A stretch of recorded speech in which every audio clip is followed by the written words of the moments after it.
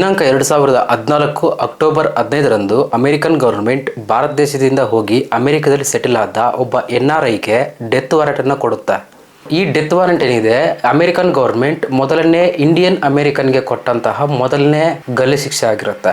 ಈ ಒಂದು ಗಲ್ಲು ಶಿಕ್ಷೆ ಪಡಿಬೇಕಾದ್ರೆ ಅವ್ರು ಮಾಡಿರುವಂತಹ ಕ್ರೈಮ್ ಅನ್ನೋದು ಏನು, ಈ ಶಿಕ್ಷೆಯನ್ನು ಪಡೆದ ಆ ಮೊದಲ NRI ಅಂತೂ ಯಾರು, ಈ ಕ್ರೈಮ್ ಮಾಡಬೇಕಾದ್ರೆ ಅವನ ಇಂಟೆನ್ಷನ್ ಅನ್ನೋದು ಏನಿತ್ತು, ಅಲ್ಲದೆ ಯಾವುದರ ವೀಸಾ ಮೇಲೆ ಇವನು ಇಂಡಿಯಾದಿಂದ ಅಮೆರಿಕಾಗೆ ಹೋಗಿ ಸೆಟಲ್ ಆಗಿದ್ದ, ಹಾಗೆ ಈ ಕೇಸ್ನ ಕಂಪ್ಲೀಟ್ ಡೀಟೇಲ್ಸ್ ತಿಳಿಯೋಣ ಬನ್ನಿ. ವೆಂಕಟಕೊಂಡ ಶಿವಪ್ರಸಾದ್ ಇವರು ಆಂಧ್ರ ಪ್ರದೇಶಕ್ಕೆ ಸೇರಿರುವಂತಹ ವ್ಯಕ್ತಿ. ಚಿಕ್ಕ ವಯಸ್ಸಿನಿಂದ ಕಷ್ಟಪಟ್ಟು 2008ರಲ್ಲಿ ಅಮೆರಿಕದಲ್ಲಿ ಜಾಬ್ ಅನ್ನು ಪಡೆದು ಭಾರತ ದೇಶದಿಂದ ಅಮೆರಿಕಾಗೆ ಶಿಫ್ಟ್ ಆಗ್ತಾರೆ. ನಂತರ ಇವರಿಗೆ ಚೆಂಚುಲತಾ ಎಂಬ ಆಕೆ ಜೊತೆ ಮದುವೆ ಸಹ ಆಗುತ್ತೆ. ಇಬ್ಬರು ಸೇರಿ ಅಮೆರಿಕದ ಪೆನ್ಸಿಲ್ವೇನಿಯಾನ ಕಿಂಗ್ಸ್ ಆಫ್ ಪರ್ಷಿಯಾ ಟೌನ್ಶಿಪ್ನ ಅಪ್ಪರ್ ಮೆರಿನ್ ಟೌನ್ಶಿಪ್ ಅಲ್ಲಿ ಸೆಟಲ್ ಆಗ್ತಾರೆ. ಇಬ್ಬರು ಸಹ ಚೆನ್ನಾಗಿ ಓದಿರುವ ಕಾರಣದಿಂದಾಗಿ ಈ ಟೆಕ್ ಫೀಲ್ಡ್ ಏನಿದೆ, ಈ ಫೀಲ್ಡ್ ಅಲ್ಲಿ ತುಂಬಾ ಚೆನ್ನಾಗಿ ಸೆಟಲ್ ಆಗ್ತಾರೆ. ಈ ಅಪ್ಪರ್ ಮೆರಿನ್ ಟೌನ್ಶಿಪ್ ಏನಿದೆ, ಇಲ್ಲಿ ತುಂಬ ತೆಲುಗು ಕಮ್ಯುನಿಟಿ ಜನರು ಇರುವುದರಿಂದ ಯಾವುದೇ ಇವೆಂಟ್ ಆಗಲಿ ಹಬ್ಬ ಆಗಲಿ ತುಂಬ ಗ್ರ್ಯಾಂಡಾಗಿ ಸೆಲೆಬ್ರೇಟ್ ಮಾಡ್ತಾ ಇರ್ತಾರೆ. ಈ ಶಿವಪ್ರಸಾದ್ ಕೂಡ ತನ್ನ ಮನೆಯಲ್ಲಿ ಯಾವುದೇ ಇವೆಂಟ್ ಆಗಲಿ ಹಬ್ಬ ಆಗಲಿ ಎಲ್ಲರನ್ನೂ ಸಹ ಕರೆದು ತುಂಬ ಗ್ರ್ಯಾಂಡಾಗಿ ಸೆಲೆಬ್ರೇಟ್ ಮಾಡ್ತಾ ಇರ್ತಾರೆ. ಹೀಗಿರಬೇಕಾದ್ರೆ ಚೆಂಚುಲತಾ 2011ರಲ್ಲಿ ಪ್ರೆಗ್ನೆಂಟ್ ಆಗ್ತಾಳೆ. ನಂತರ ಈಕೆ ಒಬ್ಬ ಹೆಣ್ಣು ಮಗಳಿಗೆ ಜನ್ಮ ಸಹ ನೀಡ್ತಾಳೆ. ಈ ಒಂದು ನಾಮಕರಣ ಇವೆಂಟನ್ನು ತುಂಬ ಗ್ರ್ಯಾಂಡಾಗಿ ಸೆಲೆಬ್ರೇಟ್ ಮಾಡೋಕ್ಕೆ ಅಪ್ಪರ್ ಮೆರಿನ್ ಟೌನ್ಶಿಪ್ ಏನಿದೆ, ಇಲ್ಲಿರುವ ಇಂಡಿಯನ್ಸ್ನೆಲ್ಲ ಸಹ ಕರೆದು ತುಂಬ ಗ್ರ್ಯಾಂಡಾಗಿ ಪಾರ್ಟಿ ಕೊಟ್ಟು ಈ ಒಂದು ಇವೆಂಟಲ್ಲೇ ಆ ಹುಡುಗಿಗೆ ಶಾನ್ವಿ ಅಂತ ಹೆಸರು ಸಹ ಇಡ್ತಾರೆ. ಅವರಿಗೆ ಮದುವೆ ಆಗಿ 4 ವರ್ಷದ ನಂತರ ಜನಿಸಿದ ಈ ಮಗಳನ್ನು ನೋಡಿಕೊಂಡು ತುಂಬ ಸಂತೋಷವಾಗಿರ್ತಾರೆ. ಶಿವಪ್ರಸಾದ್ ತಂದೆ ತಾಯಿ ಕೂಡ ತನ್ನ ಮೊಮ್ಮಗಳನ್ನು ಡೈರೆಕ್ಟಾಗಿ ನೋಡಬೇಕಂದ್ರೆ ಎಲ್ಲಿ ಕೇಳ್ಕೊತಾ ಇರ್ತಾರೆ. ಆದರೆ ವೀಸಾ ಇಶ್ಯೂಸ್ ಬೇರೆ ಕಾರಣದಿಂದಾಗಿ ಇವರು ಅಮೆರಿಕಾಗೆ ಬರಲು ಸಾಧ್ಯವಾಗೋದಿಲ್ಲ. ಆದರೆ ಡೈಲಿ ವಿಡಿಯೋ ಕಾಲ್ ಮಾಡಿ ತನ್ನ ಮೊಮ್ಮಗಳನ್ನು ನೋಡಿಕೊಂಡು ತುಂಬ ಚೆನ್ನಾಗಿ ಇವರು ಸಹ ಇರ್ತಾರೆ. ನೋಡ್ತಾನೆ ಸಾನ್ವಿ ಕೂಡ ಇವರ ಲೈಫಲ್ಲಿ ತುಂಬ ದೊಡ್ಡ ಪಾತ್ರಗಳಾಗ್ತಾರೆ. ಒಂದು ದಿನ ಆದರೂ ಕಾಲ್ ಮಾಡದೇ ಇದ್ರೆ ಇವರ ದಿನ ಕಲಿಯೋದೇ ತುಂಬ ಕಷ್ಟ ಆಗುತ್ತೆ. ಹೀಗೆ ಸ್ವಲ್ಪ ದಿನ ಕಳೆದ ನಂತರ ವೀಸಾ ಕೂಡ ಅಪ್ರೂವಲ್ ಆಗುತ್ತೆ. ಶಿವಪ್ರಸಾದ್ ತಂದೆ ತಾಯಿ ಕೂಡ ಇಬ್ಬರು ಅಮೆರಿಕಾಗೆ ಬರ್ತಾರೆ. ಶಿವಪ್ರಸಾದ್ನ ತಾಯಿ ಹೆಸರು ಸತ್ಯವತಿ, ತಂದೆ ಹೆಸರು ಡಿಸ್ಕ್ಲೋಸ್ ಮಾಡಿಲ್ಲ. ಇಬ್ಬರು ಸಹ ಅಮೆರಿಕಾಗೆ ಬಂದು ತನ್ನ ಮೊಮ್ಮಗಳನ್ನು ತುಂಬ ಚೆನ್ನಾಗಿ ನೋಡ್ಕೊತಾ ಇರ್ತಾರೆ. ಕೆಲವು ತಿಂಗಳು ಕಳೆದ ನಂತರ ಶಿವಪ್ರಸಾದ್ನ ತಂದೆ ಮತ್ತೆ ಇಂಡಿಯಾಗೆ ವಾಪಸ್ ಬರ್ತಾನೆ. ಆದರೆ ಸತ್ಯವತಿ ಮಾತ್ರ ಅಲ್ಲೇ ಉಳ್ಕೋತಾಳೆ. ಯಾಕಂದರೆ ತನ್ನ ಸೊಸೆಗೆ ಕೊಟ್ಟಿರುವ ಮೆಟರ್ನಿಟಿ ಲೀವ್ಸ್ ಏನಿದೆ ಅದು ಕಂಪ್ಲೀಟ್ ಆಗಿರುತ್ತೆ. ಆ್ಯಸ್ ಯೂಶ್ವಲ್ ಇವಳು ಸಹ ವರ್ಕಿಗೆ ಸಹ ಹೋಗ್ತಾ ಇರ್ತಾರೆ. ಈಗ ವಯಸ್ಸಾದವರಿಗೆ ತನ್ನ ಮೊಮ್ಮಗಳ ಹತ್ರ ಇರೋಕ್ಕಿಂತ ಸಂತೋಷ ಎಲ್ಲಿರುತ್ತೆ ಹೇಳಿ, ಆ ವಾತಾವರಣಕ್ಕೆ ಸೆಟಲ್ ಆಗ್ತಾ ಇರ್ತಾಳೆ. ಆದರೆ ಈ ಸಂತೋಷ ಅವ್ರಿಗೆ ತುಂಬ ದಿನ ಇರಲ್ಲ. October 22, 2012 as usual Shiva and Lata ಇಬ್ಬರು ಸಹ ಆಫೀಸ್ ಕೆಲಸ ಮುಗಿಸ್ಕೊಂಡು ಬೇಸ್ಮೆಂಟಲ್ಲಿ ಕಾರ್ ಪಾರ್ಕ್ ಮಾಡಿ ಡೋರ್ ಓಪನ್ ಮಾಡಿದ್ರೆ ಮನೇಲಿರೋ ವಸ್ತುಗಳೆಲ್ಲ ಚೆಲ್ಲಾಪಿಲಿಯಾಗಿ ಬಿದ್ದಿರುತ್ತೆ. ಶಿವಪ್ರಸಾದ್ ಕೂಡ ಏನಾಗಿದೆ ಅಂತ ಗೊತ್ತಾಗೋದಿಲ್ಲ. ಡೋರ್ ಓಪನ್ ಮಾಡಿ ಒಳಗಡೆ ಹೋಗಿ ಅಮ್ಮ ಅಂತ ಕಿರಿಚಿ ಎಲ್ಲ ಕೊನೆಯನ್ನು ಸರ್ಚ್ ಮಾಡ್ತಾನೆ. ಬಟ್ ಅವರ ಅಮ್ಮ ಎಲ್ಲೂ ಸಹ ಕಾಣಿಸೋದಿಲ್ಲ. ಲತಾ ಮಾತ್ರ ಡೈರೆಕ್ಟಾಗಿ ಕಿಚನ್ಗೆ ಹೋಗಿ ನೋಡ್ತಾಳೆ. ಅಲ್ಲಿ ಅವಳು ನೋಡಿದ ಸಿನಾರಿಯೋ ನೋಡಿ ಜೋರಾಗಿ ಕಿರಿಸ್ತಾಳೆ. ಇದನ್ನು ಕೇಳಿಸ್ಕೊಂಡ ಶಿವಪ್ರಸಾದ್ ಕೂಡ ಅಲ್ಲಿ ಜೋರಾಗಿ ಓಡೋಗ್ತಾನೆ.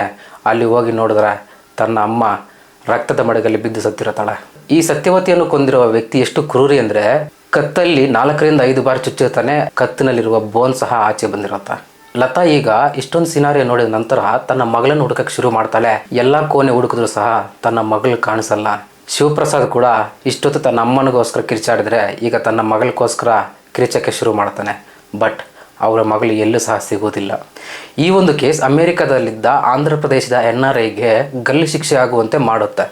ಶಿವಪ್ರಸಾದ್ ಇಷ್ಟೊಂದು ಸಿನಾರಿಯೋ ನೋಡಿ ಪೊಲೀಸರು ಸಹ ಕಾಲ್ ಮಾಡ್ತಾನೆ. ಪೊಲೀಸರು ಸಹ ನಮ್ಮ ಮನೆಗೆ ಬಂದು ಇನ್ವೆಸ್ಟಿಗೇಷನ್ ಶುರು ಮಾಡ್ತಾರೆ. ಇಲ್ಲಿ ಸತ್ಯವತಿ ಬಿದ್ದಿರುವ ರೀತಿ, ಅವಳು ಸಾಯಬೇಕಾದ್ರೆ ಪಟ್ಟಿರುವಂತಹ ಒಂದು ಸ್ಟ್ರಗಲ್, ಅಲ್ಲಿ ಚೆಲ್ಲಾಪಿಲ್ಲಿಯಾಗಿ ಬಿದ್ದಿರುವ ವಸ್ತುಗಳು, ಇದೆಲ್ಲ ನೋಡಿ ಒಂದು ಕನ್ಕ್ಲೂಷನ್ಗೆ ಬರ್ತಾರೆ. ಸತ್ಯವತಿ ತನ್ನ ಮೊಮ್ಮಗಳನ್ನು ರಕ್ಷಣೆ ಮಾಡುವ ಕ್ರಮದಲ್ಲಿ ಸಾವನ್ನಪ್ಪಿದ್ದಾರೆ ಎಂದು ಕನ್ಕ್ಲೂಷನ್ಗೆ ಬಂದು ಕೇಸ್ ರಿಜಿಸ್ಟರ್ ಆಗುತ್ತೆ. ಆದರೆ ಮನೆಯಲ್ಲಿ ಯಾವುದೇ ಸಹ ಕಳ್ಳತನ ಆಗಿಲ್ಲ, ಬದಲಿಗೆ ಕಿಡ್ನ್ಯಾಪ್ ಆಗಿದೆ ಅಂತ ಒಂದು ಫೈನಲ್ ಕನ್ಕ್ಲೂಷನ್ಗೆ ಪೊಲೀಸರು ಸಹ ಬರ್ತಾರೆ.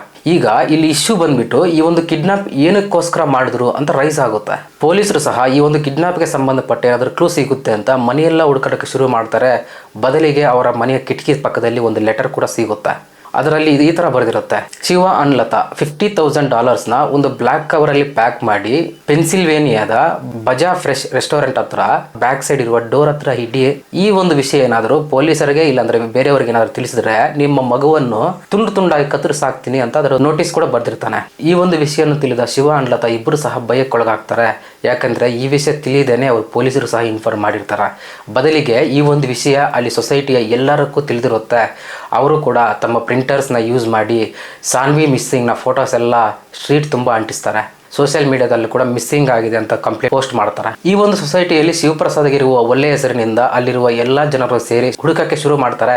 ಸಾನ್ವಿ ಮಾತ್ರ ಸಿಗುವುದಿಲ್ಲ. ಶಿವ ಅಂಡ್ ಲತಾಗೆ ಪೊಲೀಸರು ಸಹ ಭರವಸೆ ಕೊಟ್ಟು $50,000 ಪೆನ್ಸಿಲ್ವೇನಿಯಾದ ಬಜಾ ಫ್ರೆಶ್ ರೆಸ್ಟೋರೆಂಟ್ ಹತ್ರ ಇಡಕ್ಕೆ ಹೇಳ್ತಾರೆ. 12 ಗಂಟೆ ಕಳೆದ್ರು ಕೂಡ ಯಾರು ಬಂದು ಆ ಕವರ್ನ ತಗೊಳ್ಳಲ್ಲ. ಈವ್ನಿಂಗ್ ಆಗುತ್ತೆ. ಶಿವ ಅಂಡ್ ಲತಾ ಕೂಡ ತುಂಬಾ ಭಯಕ್ಕೊಳಗಾಗಿ ಮನೆಗೆ ಸಹ ಹೋಗ್ತಾರೆ. ಅಕ್ಟೋಬರ್ 26 ಅರ್ಲಿ ಮಾರ್ನಿಂಗ್ ಈ ಕ್ಲೀನಿಂಗ್ ಮಾಡುವವರು ಏನಾಗಿದ್ದಾರೆ, ಅಪ್ಪರ್ ಮೇರಿನ್ ಟೌನ್ಶಿಪ್ ನ ಒಂದು ಜಿಮ್ ನಲ್ಲಿ ಒಂದು ಕ್ಲೀನಿಂಗ್ ಮಾಡಬೇಕಾದ್ರೆ ಒಂದು ಅನ್ಯೂಜುವಲ್ ಆಗಿ ಒಂದು ಸೂಟ್ ಕೇಸ್ ಕಾಣಿಸ್ಕೊಳ್ಳುತ್ತೆ. ಇದನ್ನು ಪೊಲೀಸರಿಗೆ ಇನ್ಫಾರ್ಮ್ ಮಾಡ್ತಾರೆ. ಪೊಲೀಸರು ಬಂದು ಆ ಸೂಟ್ ಕೇಸ್ ಓಪನ್ ಮಾಡಿದ್ರೆ ಅದರಲ್ಲಿ ಸಾನ್ವಿ ಇರ್ತಾಳೆ. ಈ ಒಂದು ವಿಷಯವನ್ನು ಕನ್ಫರ್ಮ್ ಮಾಡೋಕ್ಕೆ ಶಿವ ಅಂಡ್ ಲತಾನು ಪೊಲೀಸರು ಸಹ ಕರೀತಾರೆ. ಬಟ್ ಅಲ್ಲಿಗೆ ಬಂದ ಶಿವ ಅಂಡ್ ಲತಾನು ಯಾರೂ ಸ್ಟಾಪ್ ಮಾಡೋಕ್ಕಾಗಲ್ಲ. ಅಷ್ಟೊಂದು ಗೋಳಾಗಿ ಅಳಿಯೋಕ್ಕೆ ಶುರು ಮಾಡ್ತಾರೆ. ಆ ಮಗು ಸತ್ತು 3 ದಿನ ಆಗಿರುತ್ತೆ. ಪೊಲೀಸರು ಸಹ ಫಾರೆನ್ಸಿಕ್ ಟೀಮ್ನ ಇನ್ವೈಟ್ ಮಾಡ್ತಾರೆ. ಡಾಕ್ಟರು ಸಹ ಬಂದು ಅಟಾಪ್ಸಿ ರಿಪೋರ್ಟ್ ಕೊಡ್ತಾನೆ. ಮಗು ಸತ್ತು 3 ದಿನ ಆಗಿದೆ ಅಂತ ಡಾಕ್ಟರ್ ಹೇಳ್ತಾನೆ. ಬಟ್ ಮಗುವಿಗೆ ಯಾವುದೇ ಎಕ್ಸ್ಟರ್ನಲ್ ಗಾಯ ಆದರೆ ಇಂಟರ್ನಲ್ ಗಾಯ ಕೂಡ ಯಾವುದೂ ಸಹ ಆಗಿರೋದಿಲ್ಲ. ಬದಲಿಗೆ ಉಸಿರುಗಟ್ಟು ಆ ಮಗು ಸಾವನ್ನಪ್ಪಿದೆ ಅಂತ ಕನ್ಕ್ಲೂಷನ್ ಕೊಟ್ಟು ಡಾಕ್ಟರ್ ಅಲ್ಲಿಂದ ಹೊರಡ್ತಾನೆ. ಫಾರೆನ್ಸಿಕ್ ಟೀಮ್ ಏನಿದೆ ಅಲ್ಲಿ ಬಂದು ಅಲ್ಲಿರುವ ಎಲ್ಲ DNA ಸ್ಯಾಂಪಲ್ಸ್ನೆಲ್ಲ ಕಲೆಕ್ಟ್ ಮಾಡ್ಕೊಳ್ತಾರೆ. ಬಟ್ ಇಲ್ಲಿ ಕ್ವಶನ್ ರೈಸ್ ಆಗೋದು, 3 ದಿನ ಕಳೆದ್ರು ಕೂಡ ಆ ಮಗುವನ್ನು ಯಾರೂ ಸಹ ನೋಡಿರುವುದಿಲ್ಲ. ಯಾಕಂದ್ರೆ ಅದು ಡಾರ್ಕ್ ಆಗಿರುತ್ತೆ, ಜಿಮ್ ಆಗಿರುತ್ತೆ. ಬದಲಿಗೆ ಒಂದು ಬ್ಲ್ಯಾಕ್ ಕಲರ್ ಸೂಟ್ ಕೇಸಲ್ಲಿ ಆ ಹುಡುಗಿನ ಕವರ್ ಮಾಡಿ ಅಲ್ಲಿ ಕೆಳಗಡೆ ಇಟ್ಟಿರ್ತಾರೆ. ಜಿಮ್ಗೆ ಹೋಗೋರಾಗ್ಲಿ ಕ್ಲೀನ್ ಮಾಡೋರಾಗ್ಲಿ ಯಾರೋ ಸಹ 3 days ಆ ಸೂಟ್ ಕೇಸ್ ಏನಿದೆ ಅದನ್ನು ಯಾರೋ ಸಹ ಗಮನಿಸಿರುವುದಿಲ್ಲ. ಇಲ್ಲಿ ಸತ್ತಿರೋದು ಚಿಕ್ಕ ಮಗು ಆಗಿರೋದ್ರಿಂದ ಕೇಸ್ ಕೂಡ ತುಂಬಾ ಸೀರಿಯಸ್ ಆಗುತ್ತೆ. ಇನ್ವೆಸ್ಟಿಗೇಷನ್ ಕೂಡ ತುಂಬಾ ಸ್ಟ್ರಾಂಗ್ ಆಗಿ ನಡೆಯೋಕ್ಕೆ ಶುರು ಆಗುತ್ತೆ.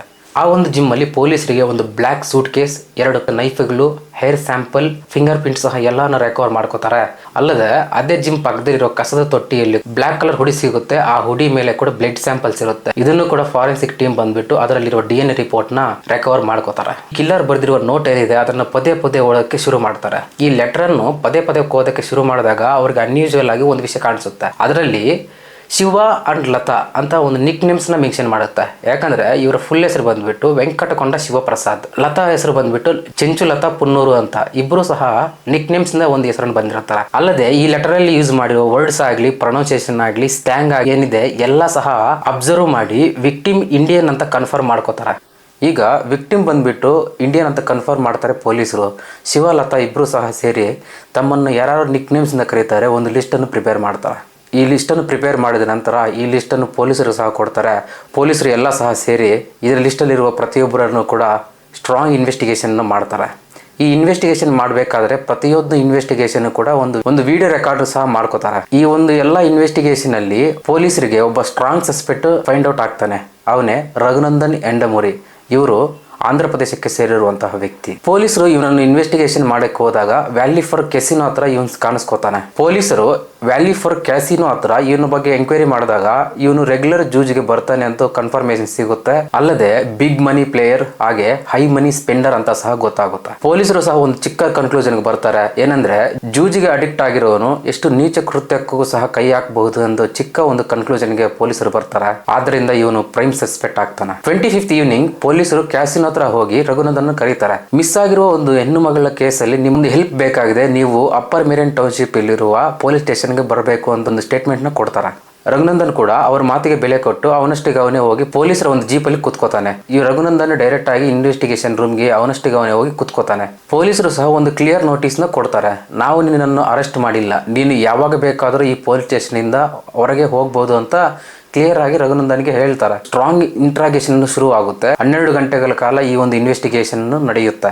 ಈ ಇನ್ವೆಸ್ಟಿಗೇಷನ್ ಬ್ರೇಕ್ ಟೈಮ್ ಅಲ್ಲಿ ಕೂಡ ಪೊಲೀಸರು ರಘುನಂದನ್ಗೆ ಹೇಳ್ತಾರೆ, ನಾನು ನಿಮ್ಮನ್ನು ಅರೆಸ್ಟ್ ಮಾಡಿಲ್ಲ, ನೀನು ಯಾವಾಗ ಬೇಕಾದ್ರೂ ಮನೆಗೆ ಹೋಗ್ಬಹುದು ಅಂತ. ಬಟ್ ರಘುನಂದನ್ ಅಲ್ಲೇ ಇರ್ತಾನೆ. ನನಗೆ ಲಾಯರ್ ಬೇಕು ಅಂತ ಒಂದು ರಿಕ್ವೆಸ್ಟ್ ಸಹ ಮಾಡಲ್ಲ.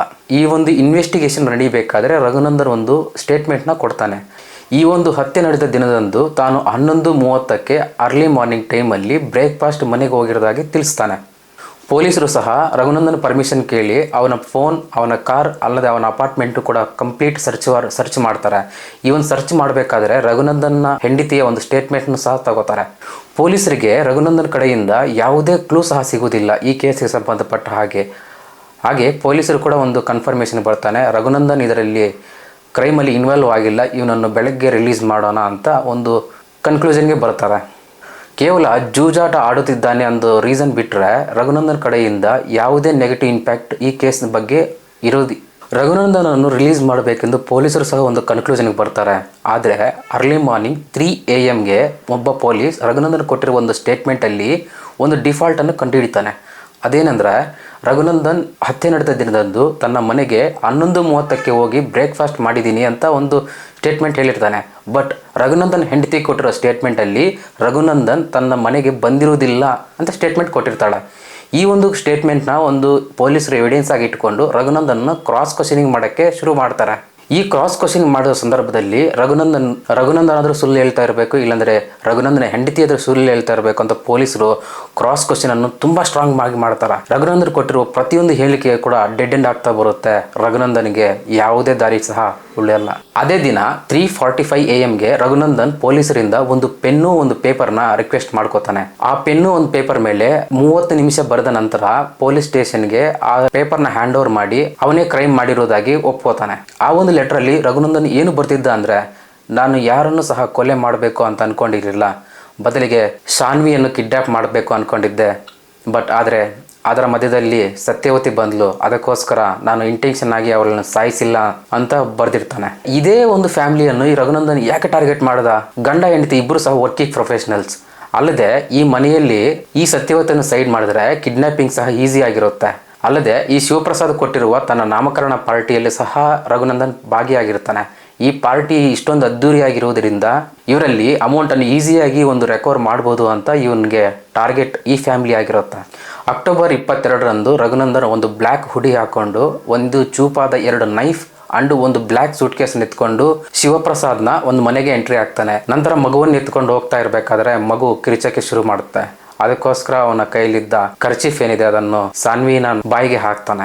ಅದೇ ಸಮಯದಲ್ಲಿ ಸತ್ಯವತಿ ಕೂಡ ರಘುನಂದನ್ ಮೇಲೆ ದಾಳಿ ಮಾಡಕ್ಕೆ ಶುರು ಮಾಡುತ್ತೆ. ಈ ಒಂದು ದಾಳಿ ಸಂದರ್ಭದಲ್ಲಿ ರಘುನಂದನ್ ಸತ್ಯವತಿಯನ್ನು ಸಾಯಿಸಿರ್ತಾನೆ. ಈ ಬೇಬಿ ಸಾನ್ವಿ ಏನಿದ್ದಾಳೆ ಅವರ ಬಾಯಿಗೆ ಕರ್ಚೀಫ್ ಅನ್ನು ಹಾಕಿ ಒಂದು ಸೂಟ್ ಕೇಸಲ್ಲಿ ಪ್ಯಾಕ್ ಮಾಡಿಕೊಂಡು ಬೇಸ್ಮೆಂಟ್ಗೆ ಬಂದು ಓಪನ್ ಮಾಡಿ ನೋಡಿದರೆ ಸಾನ್ವಿ ಉಸಿರುಗಟ್ಟಿ ಆಗ್ಲಿ ಸತ್ತಿರ್ತಾಳೆ. ಸೂಟ್ ಕೇಸ್ನ ಅಲ್ಲೇ ಕ್ಲೋಸ್ ಮಾಡಿ ಅಲ್ಲಿಂದ ಡೈರೆಕ್ಟ್ ಆಗಿ ಆಫೀಸ್ಗೆ ಹೋಗಿರ್ತಾನೆ. ತನ್ನ ಹೆಂಡತಿ ತನಗೆ ಕಾಲ್ ಮಾಡಿ ಈ ತರ ಹತ್ಯೆ ನಡೆದಿದೆ ಅಂತ ಹೇಳುವವರೆಗೂ ರಘುನಂದನ್ ಯಾವುದೇ ರಿಯಾಕ್ಟ್ ಸಹ ಮಾಡಲ್ಲ. ಪೊಲೀಸರು ಸಹ ರಘುನಂದನ್ ಮಾಡಿರೋ ಕೃತ್ಯವನ್ನು ರೆಕಾರ್ಡ್ ಮಾಡಿ ಅದನ್ನು ಕೋರ್ಟ್ಗೆ ಸಬ್ಮಿಟ್ ಮಾಡ್ತಾರೆ. ಇಲ್ಲಿ ಮೇನ್ ಕ್ವಶನ್ ಇನ್ನೊಂದೇನೆಂದ್ರೆ, ರಘುನಂದನ್ ಈ ಒಂದು ಕ್ರೈಮ್ ನ ಏನಕ್ಕೋಸ್ಕರ ಮಾಡಿದ? ರಘುನಂದನ್ H1B ವೀಸಾ ಮೇಲೆ ಅಮೆರಿಕಾಗೆ ಬಂದಿರುತ್ತಾನೆ. ಎಲೆಕ್ಟ್ರಿಕ್ ಇಂಜಿನಿಯರ್ ಮೇಲೆ ಅಡ್ವಾನ್ಸ್ ಡಿಗ್ರಿ ಕೂಡ ಇರುತ್ತೆ.